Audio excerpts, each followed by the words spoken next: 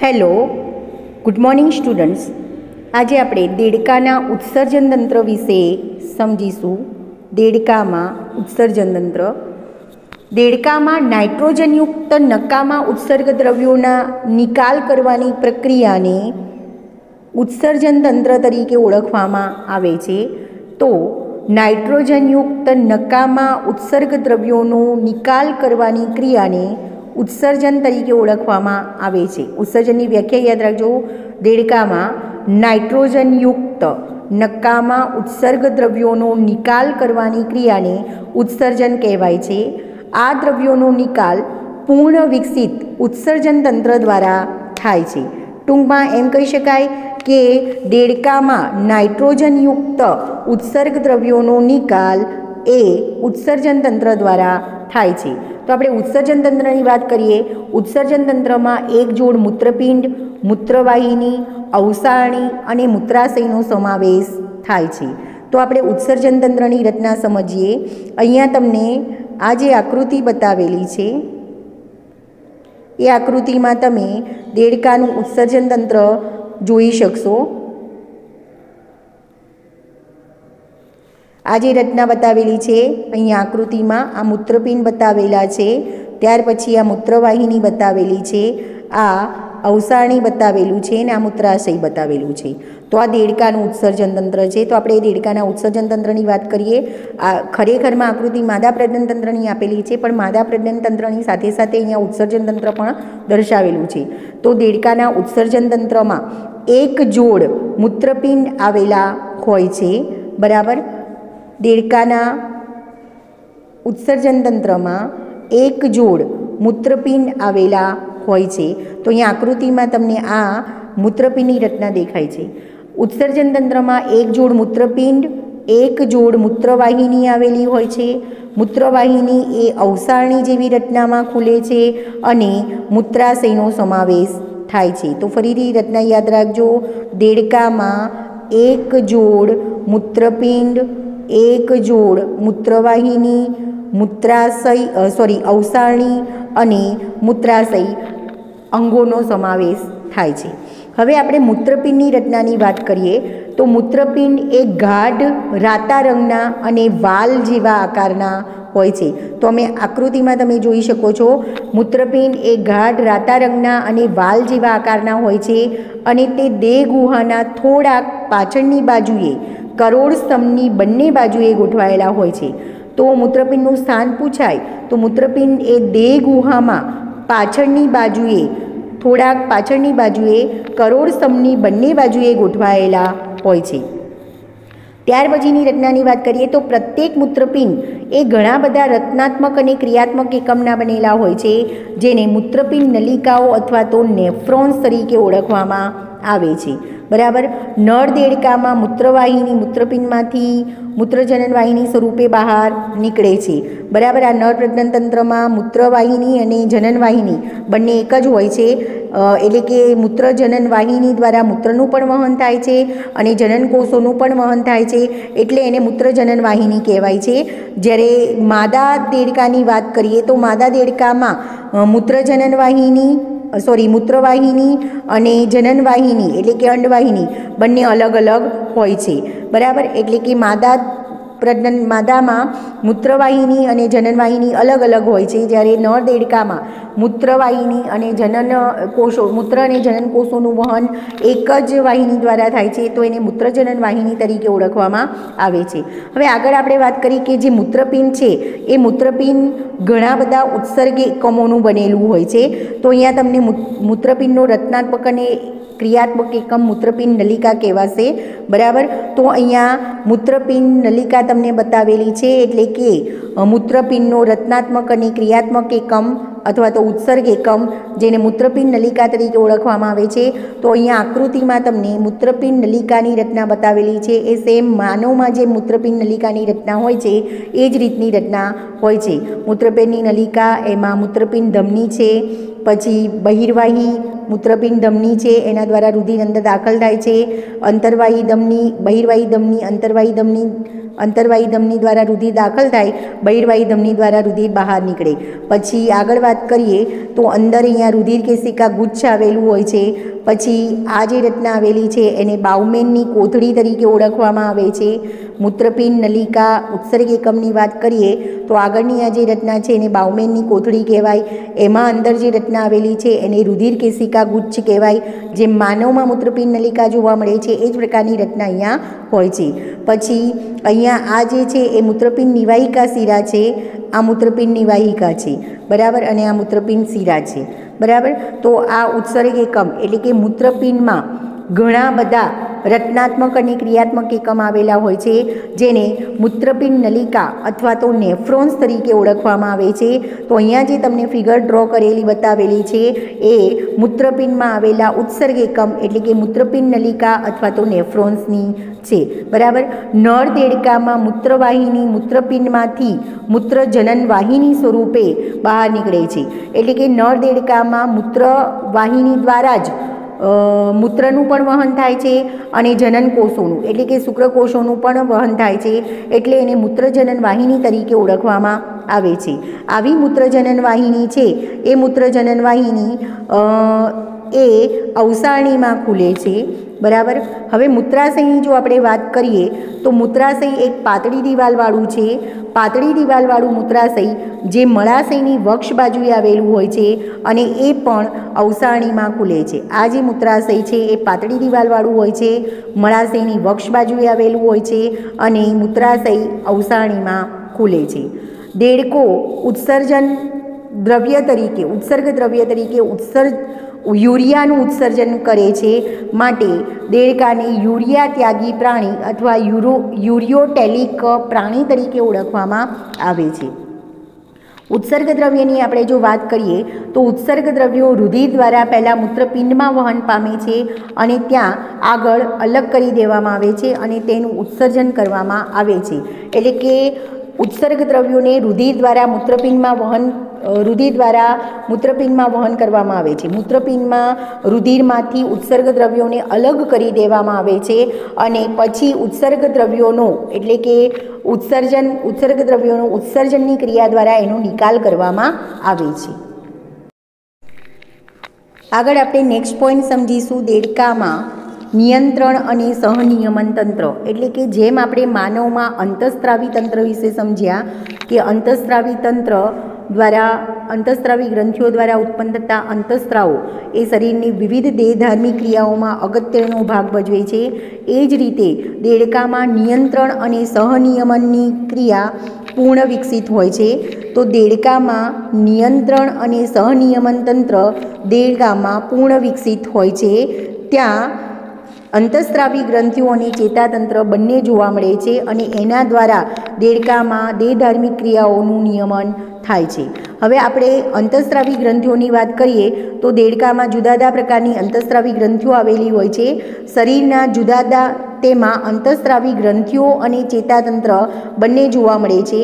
શરીરના જુદા જુદા અંગોમાં રાસાયણિક સહનિયમન અંતઃસ્ત્રાવો દ્વારા સંપન્ન થાય છે, એટલે કે રાસાયણિક પ્રક્રિયાઓનું જે નિયમન થાય છે એ અંતઃસ્ત્રાવો દ્વારા પૂર્ણ થાય છે। દેડકામાં જુદા જુદા પ્રકારની અંતઃસ્ત્રાવી ગ્રંથિ આવેલી હોય છે। આ અંતઃસ્ત્રાવી ગ્રંથિઓ દ્વારા અંતઃસ્ત્રાવ ઉત્પન્ન થાય છે જે દેહધાર્મિક ક્રિયાઓનું નિયમન કરવાનું કાર્ય કરે છે।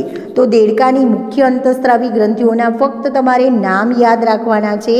જેમ માનવમાં અંતઃસ્ત્રાવી ગ્રંથિઓ આવેલી હોય છે અને એ અંતઃસ્ત્રાવી ગ્રંથિઓ દ્વારા વિવિધ પ્રકારના અંતઃસ્ત્રાવ ઉત્પન્ન થઈ અને શરીરની વિવિધ દેહધાર્મિક ક્રિયાઓનું નિયમન કરે છે, એમ દેડકામાં પણ વિવિધ પ્રકારની અંતઃસ્ત્રાવી ગ્રંથિ આવેલી હોય છે, જેમ કે પિટ્યુટરી ગ્રંથિ, થાઇરોઇડ ગ્રંથિ, પિટ્યુટરી ગ્રંથિ, થાઇરોઇડ ગ્રંથિ, પેરાથાઇરોઇડ ગ્રંથિ, થાઇમસ ગ્રંથિ, પિનિયલ ગ્રંથિ, સ્વાદુપિંડના કોષપુંજ, એડ્રિનલ ગ્રંથિ અને જનનપિંડો આવેલા હોય છે।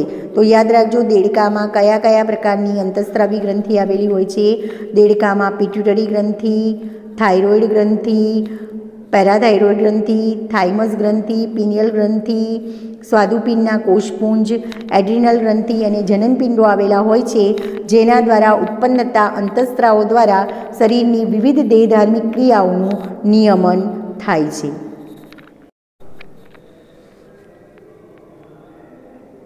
દેડકાના ચેતાતંત્રની વાત કરીએ તો દેડકાના ચેતાતંત્રના આયોજનમાં મધ્યવર્તી ચેતાતંત્ર, પરિઘવર્તી ચેતાતંત્ર અને સ્વયંવર્તી ચેતાતંત્રનો સમાવેશ થાય છે, જેમાં મધ્યવર્તી ચેતાતંત્રમાં મગજ અને કરોડરજ્જુનો સમાવેશ થાય છે.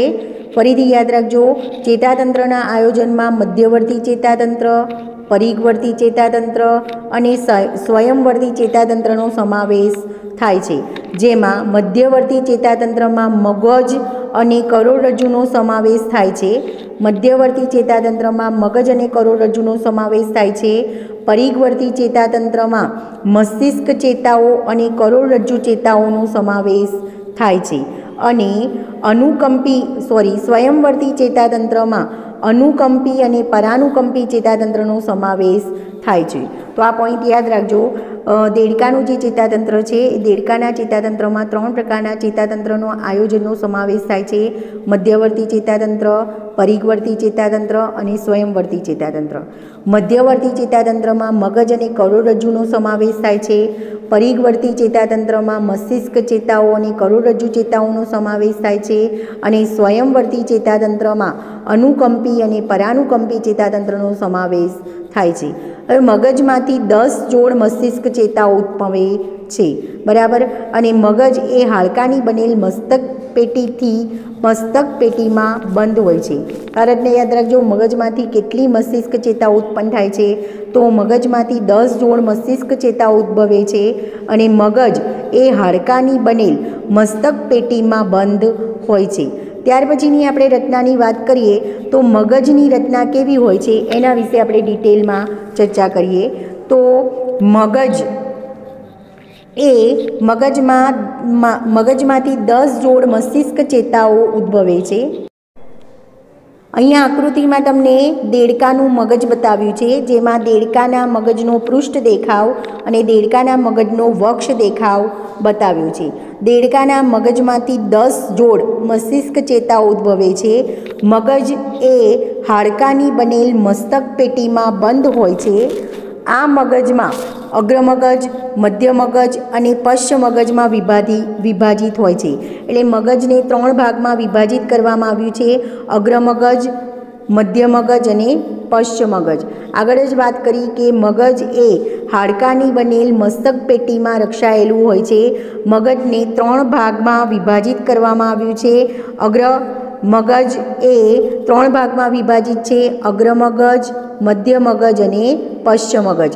તો આકૃતિમાં તમને અગ્રમગજની રચના બતાવેલી છે. આટલી જે રચના છે એને અગ્રમગજ કહેવાય, આ જે રચના છે એને મધ્ય મગજ કહેવાય અને આ પાછળની રચના છે એને પશ્ચ મગજ તરીકે ઓળખવામાં આવે છે. તો મગજ એ અગ્રમગજ, મધ્ય મગજ અને પશ્ચ મગજમાં વિભાજિત થાય છે.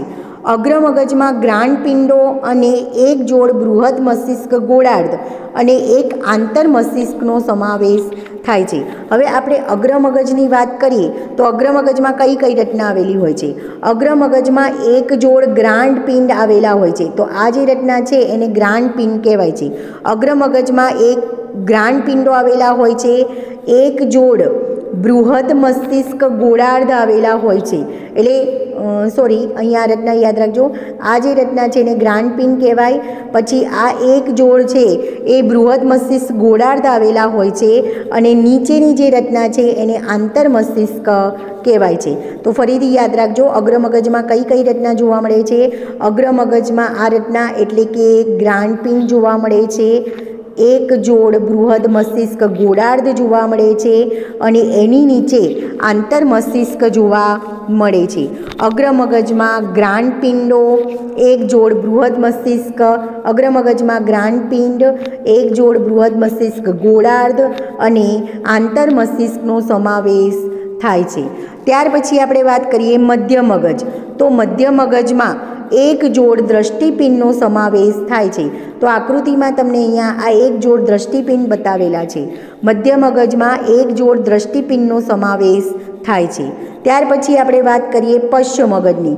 તો પશ્ચ મગજમાં અનુમસ્તિષ્ક અને લંબમજ્જાનો સમાવેશ થાય છે. તો આ જે ભાગ છે એને અનુમસ્તિષ્ક કહેવાય અને જે પાછળનો ભાગ છે એને લંબમજ્જા તરીકે ઓળખવામાં આવે છે. ટૂંકમાં પશ્ચ મગજમાં અનુમસ્તિષ્ક અને લંબ મજ્જાનો સમાવેશ થાય છે। ફરીથી યાદ રાખજો, દેડકાનું મગજ એ હાડકાની બનેલી મસ્તક પેટીમાં રક્ષાયેલું હોય છે। અહીંયા તમને દેડકાના મગજની આકૃતિ બતાવેલી છે, જેમાં પહેલી આકૃતિ છે દેડકાનો પૃષ્ઠ દેખાવ છે, બીજી આકૃતિ છે દેડકાનો વક્ષ દેખાવ છે, બરાબર। એમાં દેડકાનું મગજ છે 3 ભાગમાં વિભાજિત થયેલું છે, અગ્ર મગજ, મધ્ય મગજ અને પશ્ચ મગજ। અગ્ર મગજમાં 3 રચના જોવા મળે છે, જ્ઞાનપિંડ, એક જોડ બૃહદ મસ્તિષ્ક ગોળાર્ધ અને આંતર મસ્તિષ્કનો સમાવેશ થાય છે। ત્યાર પછી મધ્ય મગજની વાત કરીએ તો મધ્ય મગજમાં એક જોડ દ્રષ્ટિપિંડ આવેલા હોય છે, અને જો પશ્ચ મગજની વાત કરીએ તો એમાં અનુમસ્તિષ્ક અને લંબ મજ્જા જેવી રચના આવેલી હોય છે। હવે લંબ મજ્જા એ ખોપરીના મહાછિદ્રમાંથી પસાર થઈ અને કરોડસ્તંભમાં આવેલ કરોડરજ્જુ સાથે જોડાય છે। એટલે આ જે પાછળની લંબ મજ્જા છે એ લંબ મજ્જા ખોપરીમાં જે મહાછિદ્ર આવેલું હોય છે એમાંથી પસાર થઈ કરોડસ્તંભમાં આવેલ કરોડરજ્જુ સાથે જોડાય છે। તો આ થયું દેડકાનું ચેતાતંત્ર, દેડકાના મગજની રચના। તો દેડકામાં આ રીતના એક પિનિયલ દંડ જેવી રચના જોવા મળે છે, એમાં વક્ષ દેખાવમાં આવી દ્રષ્ટિ ચોકડી નામની રચના જોવા મળે છે। દેડકાનું ચેતાતંત્ર એ અન્ય પૃષ્ઠવંશી પ્રાણીઓની જેમ જ પૃષ્ઠ બાજુએ આવેલું હોય છે અને 2 ભાગમાં વહેંચાયેલું હોય છે, ઐચ્છિક ચેતાતંત્ર અને અનૈચ્છિક ચેતાતંત્ર। મગજમાંથી અને કરોડરજ્જુમાંથી નીકળતી જે મસ્તિષ્ક ચેતાઓ અને કરોડરજ્જુ ચેતાઓ છે એના વડે પરિઘવર્તી ચેતાતંત્રની રચના થતી હોય છે। દેડકાના મગજમાંથી 10 જોડ મસ્તિષ્ક ચેતાઓ નીકળે છે અને કરોડરજ્જુમાંથી 9 જોડ કરોડરજ્જુ ચેતાઓ નીકળે છે, બરાબર। ત્યાર પછીની આપણે વાત કરીએ તો અનિચ્છાવર્તી અથવા સ્વયંવર્તી ચેતાતંત્ર પ્રાણી શરીરની અનૈચ્છિક ક્રિયાઓના નિયમન સાથે સંકળાયેલ હોય છે।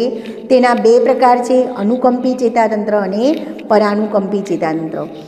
અનિચ્છાવર્તી ચેતાતંત્ર અથવા તો એને સ્વયંવર્તી ચેતાતંત્ર કહેવાય છે, એ પ્રાણી શરીરની અનૈચ્છિક ક્રિયાઓના નિયમન સાથે સંકળાયેલ હોય છે। તેના 2 પ્રકાર છે, અનુકંપી ચેતાતંત્ર અને પરાનુકંપી ચેતાતંત્ર। તો અનુકંપી ચેતાતંત્ર કોને કહેવાય? અનુકંપી ચેતાતંત્ર અને પરાનુકંપી ચેતાતંત્ર એકબીજાના પૂરક તરીકે કાર્ય કરે છે। ઉદાહરણ તરીકે અનુકંપી ચેતાતંત્ર હૃદયના સ્પંદનોને વેગીલા બનાવે છે, જ્યારે પરાનુકંપી ચેતાતંત્ર હૃદયના સ્પંદનોને ધીમા પાડવાનું કામ કરે છે। ફરીથી યાદ રાખજો, અનુકંપી ચેતાતંત્ર એ હૃદયના સ્પંદનોને વેગીલા બનાવે છે, જ્યારે પરાનુકંપી ચેતાતંત્ર હૃદયના સ્પંદનોને ધીમા પાડવાનું કાર્ય કરે છે। પછી આપણે વાત કરી કે મગજમાંથી 10 જોડ મસ્તિષ્ક ચેતાઓ ઉત્પન્ન થાય છે અને કરોડરજ્જુમાંથી 9 જોડ કરોડરજ્જુ ચેતાઓ ઉત્પન્ન થાય છે, જેના વડે પરિઘવર્તી ચેતાતંત્રની રચના થાય છે।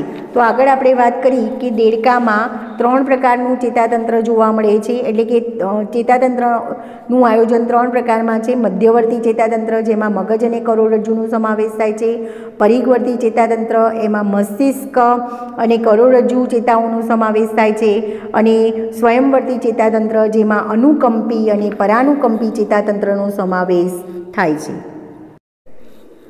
ત્યાર પછી આગળ આપણે વાત કરીએ તો દેડકાના સંવેદાંગોની। તો દેડકાનું જે સંવેદાંગો છે, દેડકામાં કયા પ્રકારના સંવેદાંગો જોવા મળે છે?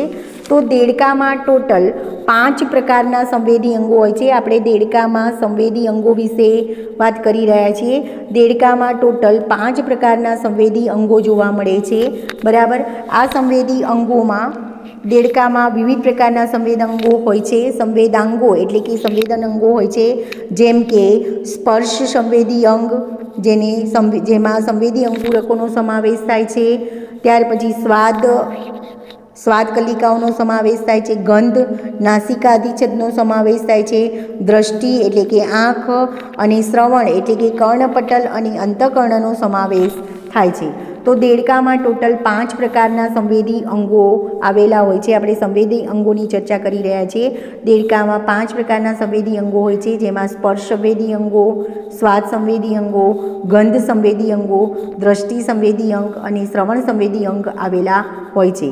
જેમાં સ્પર્શ સંવેદી અંગમાં સંવેદી અંકુરકો આવેલા હોય છે, સ્વાદમાં સ્વાદ કલિકાઓ, ગંધમાં નાસિકા અધિચ્છદ, દ્રષ્ટિ સંવેદી અંગ તરીકે આંખ અને શ્રવણ સંવેદી અંગ તરીકે કર્ણપટલ અને અંતઃકર્ણ આવેલા હોય છે. આ બધામાં આંખો અને અંતઃકર્ણ એ સુવિકસિત હોય છે અને બાકીના સંવેદાંગો માત્ર ચેતાતંતુના છેડા પર કોષોના ગુચ્છાઓ સ્વરૂપે હોય છે. યાદ રાખજો, આ બધા જ સંવેદી અંગોમાં ફક્ત આંખો અને અંતઃકર્ણ સુવિકસિત હોય છે અને બાકીના જે સંવેદન અંગો છે એ માત્ર ચેતાતંતુના છેડા પર કોષોના ગુચ્છાઓ સ્વરૂપે આવેલા હોય છે. દેડકામાં એક જોડ ગોળાકાર આંખો ખોપરીમાં આવેલ નેત્રગુહામાં ગોઠવાયેલ હોય છે અને તે સામાન્ય આંખો ધરાવે છે. દેડકામાં એક જોડ ગોળાકાર આંખો ખોપરીમાં નેત્રગુહામાં ગોઠવાયેલી હોય છે અને જે સામાન્ય આંખો ધરાવે છે. દેડકામાં બાહ્યકર્ણનો અભાવ હોય છે.